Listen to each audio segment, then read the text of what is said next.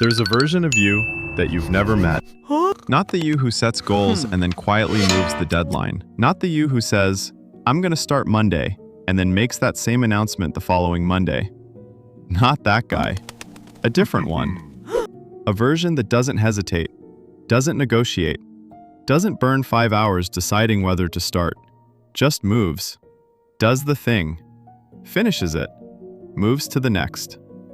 And here's the part that should bother you. That version isn't fictional. It exists. It's in there. You felt it, exactly once or twice in your life. That eerie clarity where you stopped thinking and just went. No internal debate. No checking your phone. No, okay, after this episode. Just full, locked in, slightly terrifying forward momentum. And then it was over. And you spent the next 3 years trying to recreate it with a better planner. For real, bro here, where we say what no one else will. Now here's the question nobody's asking properly. What if that version of you wasn't a fluke? What if it wasn't about mindset, or discipline, or finally finding your purpose? What if it only showed up because, in that specific moment, you had no choice? And what if the most uncomfortable fact in the room is this? You've been choosing to have a choice this whole time. Part 1. The setup. You've been faking the pressure. Most people believe they work best under pressure.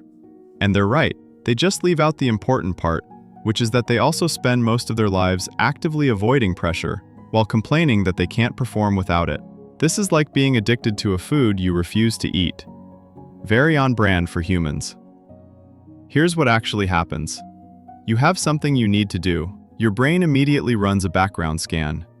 Not of how to do the thing, but of how bad it would actually be if you didn't. This happens without your permission. It's automatic. Your brain is calculating the real cost of failure before you've even consciously registered the task. And if the cost is low enough, if the exit is clean enough, the effort never fully activates. This is why you've probably had the experience of doing your best work when someone else was depending on you, or when the deadline was real and immovable, or when you'd already announced something publicly and now your ego had skin in the game. It wasn't inspiration. It wasn't discipline. It was the exit disappearing. Because here's what nobody tells you about pressure. It doesn't add something to you. It removes something. It removes the part of your brain that's quietly, politely suggesting that you could also just not. The ancient Stoics called this amor fati, loving your fate. Athletes call it being in the zone. Psychologists call it flow state. But buried underneath all of that fancy framing is something much simpler. You can't half-ass something when half-assing it has real consequences. So why, knowing this, do we keep engineering our lives to make failure easy? That's where it gets complicated, and a little bit dark. Because the thing helping you feel safe may also be the exact thing making you soft. Part 2. The honeymoon. Options are supposed to be the dream. Okay, before we go full existential, let's be real. Having options is amazing. You know what's great? Knowing you could quit your job, even if you never will. Just knowing you could. That knowledge alone changes how you walk into the building. People with good savings accounts have a completely different energy than people who are one missed paycheck from disaster. They walk differently. They talk differently. They make better decisions because they're not making them from desperation. So optionality is genuinely valuable. Having a backup plan isn't weakness, it's basic intelligence. And the motivational poster guys never address this. They're all, burn the ships, and you're sitting there thinking, okay, but I have a mortgage. I'm not burning anything. I've got a family, and a lease, and a car payment, and a dentist appointment I've rescheduled 4 times. So the dream was always this. Have options and perform like you don't. Have the safety net and the urgency. Have the exit and the commitment. And for a while, especially in your 20s, especially when you're new to something, it sort of works. You're moving fast because everything is new and novel and slightly terrifying in an exciting way. You don't need pressure because momentum carries you. Then something quieter happens. You get comfortable. The novelty fades. You know roughly how things work now. And that background process, the one calculating the cost of failure, starts getting more sophisticated. It starts finding cheaper and cheaper exits. It gets better at getting you off the hook. And you don't notice it happening because it doesn't feel like giving up. It feels like being reasonable, realistic, mature even. I'm not going to burn myself out. I know better now.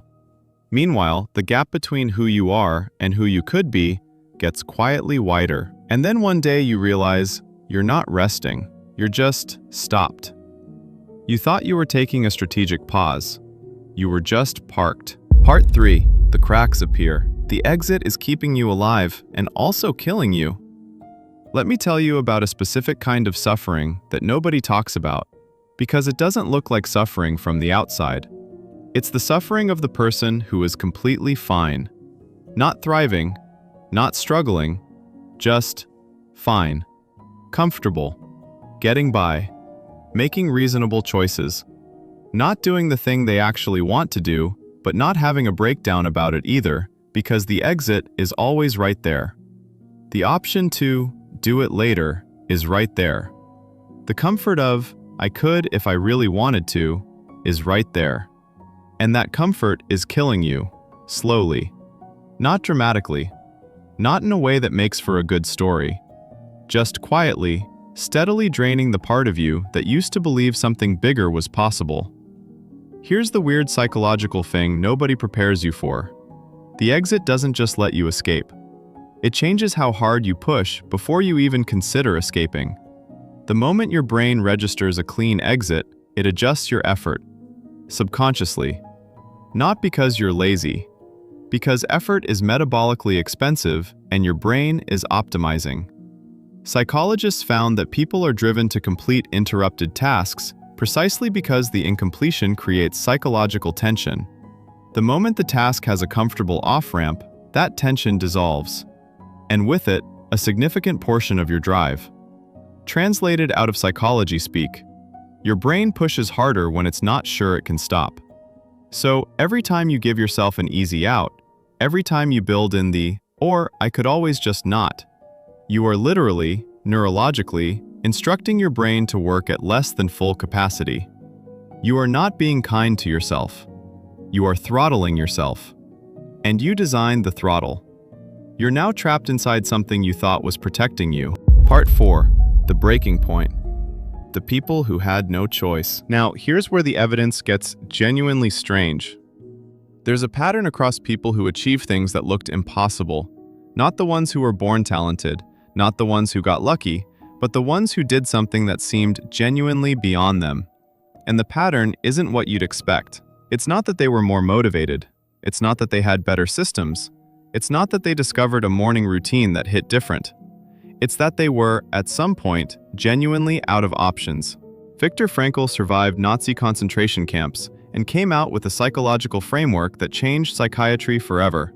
Not because he found the perfect journaling habit, but because survival required finding meaning in conditions that made meaning seem insane.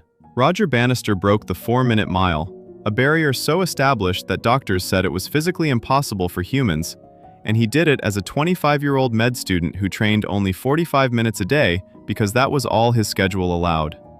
No fancy training camp, no optimized sleep protocol, just a man who decided the barrier was fictional and ran at it. And the kicker? Within 2 months of Bannister breaking it, someone else broke his record. Then 16 others broke the 4-minute barrier within 3 years. Because once people knew it was possible, once the psychological exit of "it can't be done" was removed, the performance followed. The barrier wasn't physical. It was optionality. It was the quiet mental permission to fail, embedded inside the belief that failure was inevitable. And this is where the biggest uncomfortable truth of this entire conversation lives.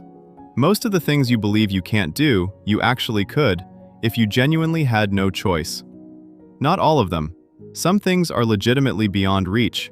But the specific thing that's been living in the back of your head, the thing you've tried and stopped and restarted and stopped, the thing you're slightly embarrassed about because you've told people about it so many times, that one you probably could.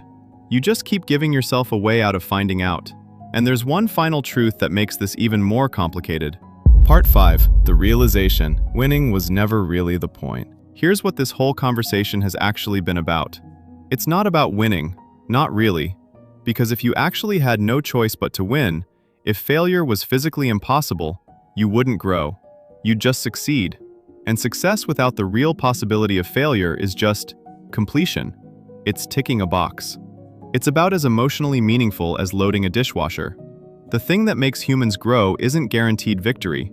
It's the commitment to move forward when the outcome is genuinely uncertain and the exit is genuinely closed. That specific combination, uncertain outcome, no exit, is the only environment where the version of you that you haven't met yet actually shows up. Because that version doesn't come from motivation, it doesn't come from inspiration, it doesn't come from finding the perfect system or the perfect time or the perfect mindset. It comes from necessity, from the specific, profound, slightly terrifying experience of deciding that you're done leaving yourself an easy way out. Remember at the beginning, we said there's a version of you that you've never met. That version has been there the whole time, not waiting for conditions to be right, not waiting for fear to disappear, not waiting for confidence to arrive first, like it's going to show up before the work and hold your hand through it. Confidence doesn't come before the commitment. Confidence is the commitment. And you've been doing it backwards. You've been waiting to feel ready before you close the exit. But closing the exit is what makes you ready. That's the thing winning was always trying to tell you. And you were too busy planning your next fresh start on Monday to hear it. Drop a comment. What's the exit you keep quietly leaving open? And do you actually want to close it? Or are you kind of comfortable blaming it? Be honest. The comment section is basically a confessional booth that your mom might see. And if this hit a little too close to home, I'll be here every week saying things you already know but needed someone else to say out loud. That's not a subscribe button, that's just a standing appointment for your unresolved feelings. Totally different thing.